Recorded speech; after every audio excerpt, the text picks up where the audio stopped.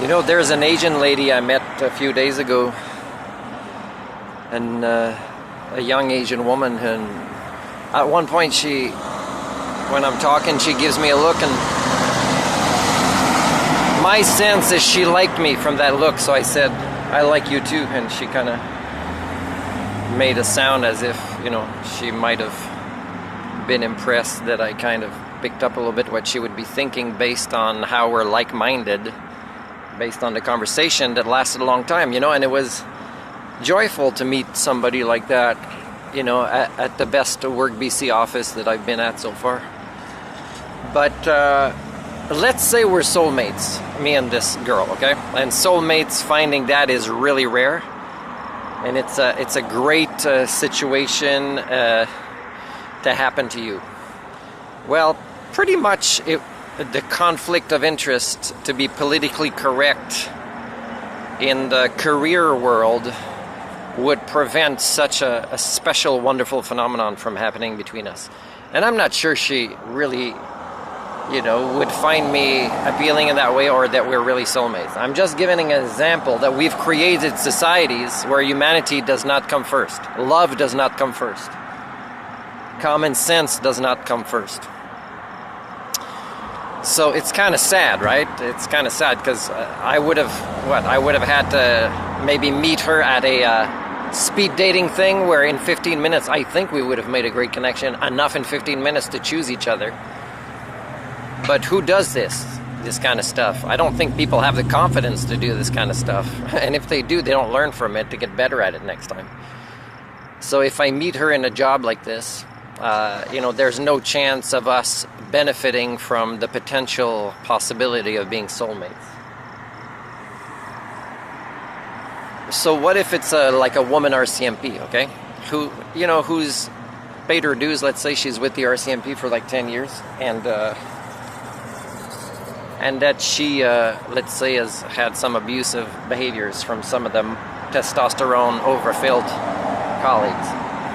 But she likes me because I have an articulate and common sense type approach and confidence in my communication, but I'm also very good at appearing very strong and robust, and don't mess with this guy based on my assertiveness with my human thinking tools, all matching up together in a way that is intimidating even to RCMP, right? She would appreciate this. But then when she hears of the way I live my life, which is uncommon, which would complicate her life even more, as she's been around these testosterone overfilled guys, and she plans to, you know, she paid her dues, so she plans to, as it's a little bit easier for her in that male-dominated industry now, to continue her career, which is part of her long-time plan to maybe, you know, have a home and a family and all this stuff that, you know, is really programmed into people, is I would lose my chance maybe at a soulmate with her as well. When I arrive at the Tim Horton today, the RCMP are here, and I go pretty close to them and the staff, because I need to go there with my vehicle to back up and do a great job back it up. Look how nice it is. Well, I don't know if you can see it. Here you can see it. So right here. So there's a couple RCMP there, and I wonder, oh my God, they would make a huge mistake if they approached me when I got out, because I've got like $35 now to live on for the next 7 days. So then I would have to say, hey, do you know that I have this much money, and in big part the RCMP is to blame? For example, I would say, hey, go look on my YouTube, and you'll see that I sent this video of offering myself to the RCMP in a new paradigm of being an officer without a gun. And it was sent to the head of the RCMP and the MP that is in charge of that ministry, or that institution. And I would also say, hey, I have evidence where the government of British Columbia and Canada owe me money, and I would be ready to go meet you at the office so you can investigate this for the sake of also not just getting my money, but also of pressing charges against politicians. And And some of the charges would be many different things, up to including a hate crime. Of course, there'd be human rights violations and things on politicians that claim being advocates of this on their political platforms. So are you ready to do this? And of course they would not. They'd say, hey, come on, man, this is heavy or something, right? We're just here to sell chocolate today or whatever it is.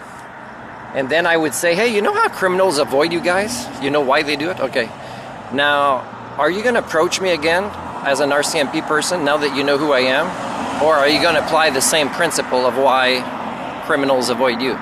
Because usually so far in the last, I would say 7, 8 years, I would say the RCMP is avoiding me because compared to me, they're the criminals and they know, let's avoid interactions with the Homo sapien that, we should have, like a picture of in all of our cars, and so that nobody screws up and says, hey, who are you, or what are you doing, or how are you outside the norm? And then I present my arguments as an Homo sapien that explains my choices based on the life that I create based on not wanting to sell my humanity away, and the higher principle of right and wrong, which is way beyond their comprehension and their training.